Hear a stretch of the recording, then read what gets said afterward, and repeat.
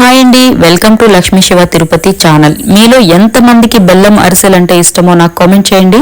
ఈ రోజు మనం కమ్మటి బెల్లం అరిసెలను ఈజీగా సింపుల్గా ఎలా చేసుకోవాలనేది ఈ వీడియోలో చూద్దాం రండి. వీటి కోసం ముందు రోజు నైటు బియ్యాన్ని శుభ్రంగా కడుక్కొని నీళ్లు పోసి మరుసటి రోజు తెల్లవారే వరకు నాననివ్వాలి.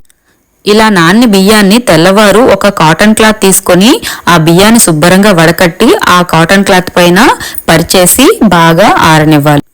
ఇలా ఆరిన బియ్యాన్ని మిక్సీ జార్లో వేసుకొని మిక్సీ పట్టుకోవాలి. మిక్సీ పట్టేటప్పుడు మనం మధ్య మధ్యలో ఆపేసి మిక్సీ పట్టినట్టయితే ఈ తడి బియ్య పిండి శుభ్రంగా పిండి బాగా మిక్స్ అవుతుందన్నమాట. చూసారు కదా, ఇదిగో ఈ విధంగా అవుతుందన్నమాట.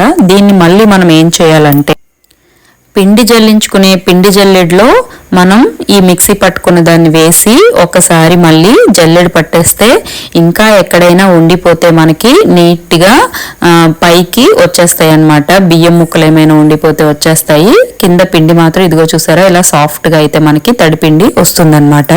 ఇలా మనం పిండి జల్లించుకున్న తర్వాత మిగిలిన బియ్యపు రవ్వని మళ్ళీ ఒకసారి మిక్సీ జార్లో వేసుకొని శుభ్రంగా మిక్సీ పట్టుకుంటే ఆ రవ్వ కూడా మనకి పిండిలాగా తయారైపోతుంది అనమాట. సో దాన్ని మళ్ళీ కూడా ఒకసారి జల్లించుకొని పెట్టుకుంటే తడిపిండి రెడీ అయిపోతుంది.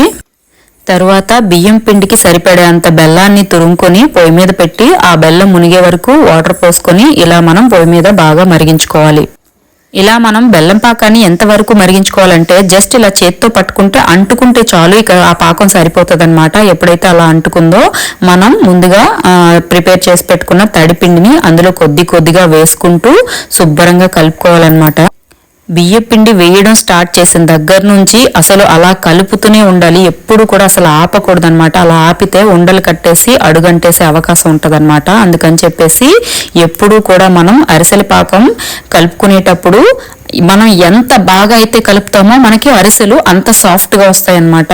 మనం కలిపే దాన్ని బట్టే ఆ సాఫ్ట్నెస్ అనేది వస్తుందన్నమాట.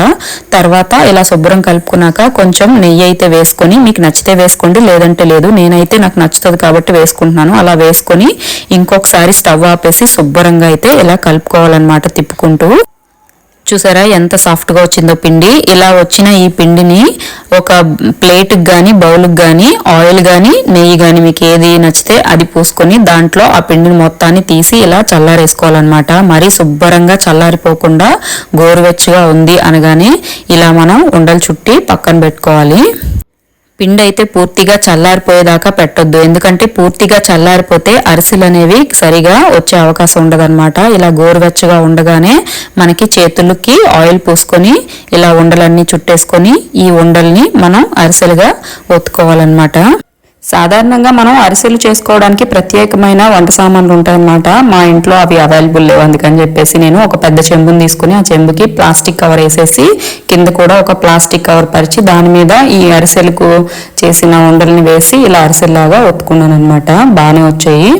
ఈ అరిసెల్ని అప్పుడే ఒత్తుకొని వేసుకోవాలన్నమాట. అందుకని చెప్పేసి ఒక పక్క అరిసెలు ఒత్తుతూ ఇంకొక పక్క గ్యాస్ స్టవ్ మీద ఆయిల్ పెట్టి అది హీట్ అయిన తర్వాత అరిసెల్ని ఒక్కొక్కటిగా ఒత్తుకుంటూ ఈ వేడి ఆయిల్లో వేసేసి ఇలా అటు ఇటు తిరిగేసుకుంటూ చక్కగా ఇలా గోల్డెన్ బ్రౌన్ కలర్లో వచ్చే వరకు వేయించుకోవాలన్నమాట. ఇలా బాగా వేగిన తర్వాత వేగిన అరిసెల్ని గట్టిగా ఆయిల్ గరిటెతో పిండేసి ఆ తర్వాత కాటన్ క్లాత్లో కూడా వేసి అరిసెని గట్టిగా వేడి చల్లారకు ముందే ఒత్తితే ఇలా మనకి మంచిగా అరిసెలు అయితే రెడీ అయిపోతాయి అనమాట. వీటిని ఇలానే కాసేపు చల్లారేసి ఒక డబ్బాలో నిల్వ చేసుకుంటే చాలా రోజులు బాగుంటాయి అనమాట. చూసారా ఎంత బాగున్నాయో, టేస్ట్ అయితే నిజంగా అద్రిపోతాయి అనమాట. చూసారు కదా అరిసెలు ఇంట్లోనే ఈజీగా ఎలా తయారు చేసుకోవచ్చు. ఓకే, మరి వీడియో ఎలా అనిపించిందో ఖచ్చితంగా కామెంట్